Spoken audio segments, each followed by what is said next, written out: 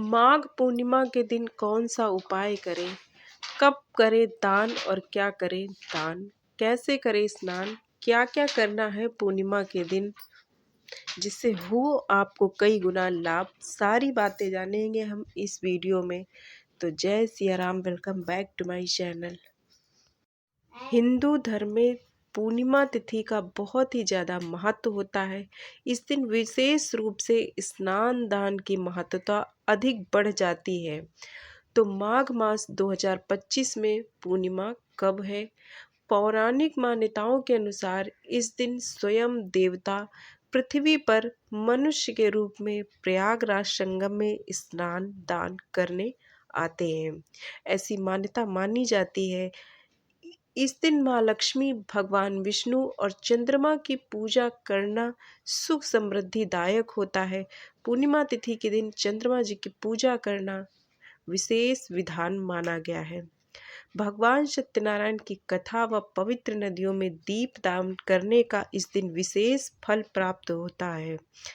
इस दिन गंगा में स्नान करने से जीवन के सभी कष्ट दूर हो जाते हैं और मनुष्यों के दुख दर्द और बीमारियों से भी मुक्ति मिल जाती है। इसीलिए पूर्णिमा तिथि में स्नान और दान की बहुत ज़्यादा महत्वता बताई गई है। इस दिन संभव हो तो गंगा अन्यथा किसी भी पवित्र नदी में स्नान करना बेहद शुभदायी माना जाता है।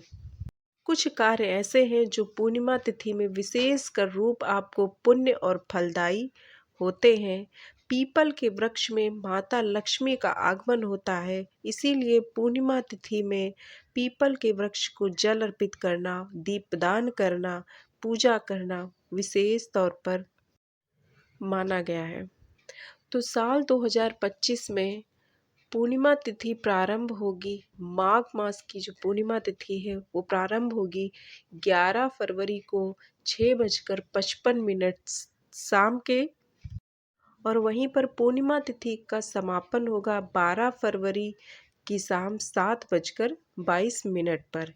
इसीलिए उदया तिथि के अनुसार पूर्णिमा तिथि का व्रत है, पूर्णिमा तिथि का स्नान दान वो रखा जाएगा 12 फरवरी दिन बुधवार को। तो साल 2025 में माघ मास की पूर्णिमा तिथि का व्रत और स्नान दान होगा 12 फरवरी दिन बुधवार को।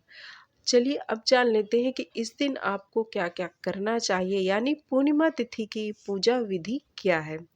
तो इस दिन पवित्र नदी में स्नान करने का विशेष विधान और महत्वता है। तो इस दिन सूर्योदय से पहले आप गंगा नदी या किसी पवित्र नदी में स्नान अवश्य करें। अगर संभव नहीं है तो आप घर पर पानी में गंगा जल मिलाकर स्नान कर सकते हैं। नहाते समय सभी पावन नदियों का ध्यान अवश्य करें, ये मान कर करें कि आप नदी पर ही स्नान कर रहे हैं। नहाने के बाद आप अपने घर के मंदिर में दीप प्रज्वलित करें और संभव हो तो आप इस दिन व्रत भी अवश्य रखें। पूर्णिमा तिथि के व्रत का भी विशेष महत्व होता है, तो अगर कोशिश हो तो आप इस दिन व्रत अवश्य रखें। इसके बाद आपको सूर्य में अर्घ, तांबे के लोटे में जल, फूल, अक्षत, कुमकुम, रोली, चंदन आदि डालकर सूर्य मंत्र का जाप करते हुए सूर्य को अर्घ अवश्य देना चाहिए। इसके बाद अपने मंदिर में सभी देवी देवताओं का गंगा जल से अभिषेक करें। पूर्णिमा के पावन दिन पर भगवान विष्णु जी की विशेष पूजा अर्चना का महत्व होता है। इस दिन आप भगवान विष्णु भगवान के साथ साथ माता लक्ष्मी जी की पूजा अर्चना विशेष तौर पर करें, या फिर आप भगवान श्री कृष्ण के बाल गोपाल रूप की भी पूजा कर सकते हैं। धूप, दीप, नवेद, फूल, पुष्प आदि के साथ विधि विधान से भगवान विष्णु को पूजा अर्चना करें और उनको भोग लगाएं। भगवान विष्णु के भोग में तुलसी दल को अवश्य शामिल करें। धार्मिक मान्यताओं के अनुसार तुलसी जी के बिना भगवान विष्णु भोग स्वीकार नहीं करते हैं, इसीलिए उनके भोग में आप तुलसी दल अवश्य शामिल करें। इस दिन पितरों के लिए तर्पण और उनके लिए दीप दान करने का भी विशेष महत्व होता है। तो इस दिन आप अपने पितरों के लिए तर्पण, दान और दीपदान अवश्य करें। विशेष रूप से काले तिल का दान बहुत ही पुण्यकारी माना गया है। तो सुबह में आप उनके नाम से ज़रूरतमंद को या फिर ब्राह्मणों को भोजन कराएं या अपनी सामर्थ्य अनुसार दान दक्षिणा अवश्य करें। और शाम के समय में दक्षिण दिशा में पितरों के लिए एक दीपक अवश्य दान करें। इसके अलावा शाम के समय में आपको पीपल के नीचे भी एक दीपक अवश्य जलाना चाहिए और माता तुलसी के पास भी एक दीपक अवश्य जलाएं। चंद्रमा की पूजा करने का पूर्णिमा के दिन विशेष महत्व होता है।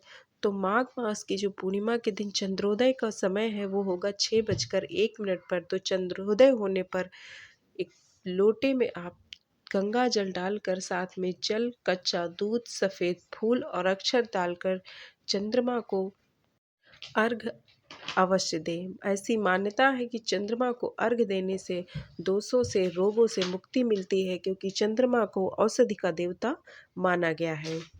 इस दिन जरूरतमंद लोगों की मदद करें।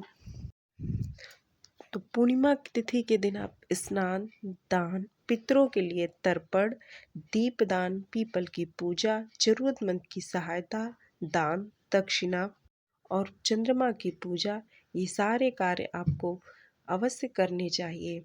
विशेष रूप से पूर्णिमा तिथि के दिन किए गए इन सभी कार्यों का विशेष फल प्राप्त होता है। उम्मीद है जानकारी पसंद आई होगी। मिलते हैं नेक्स्ट वीडियो में, तब तक के लिए जय श्री राम।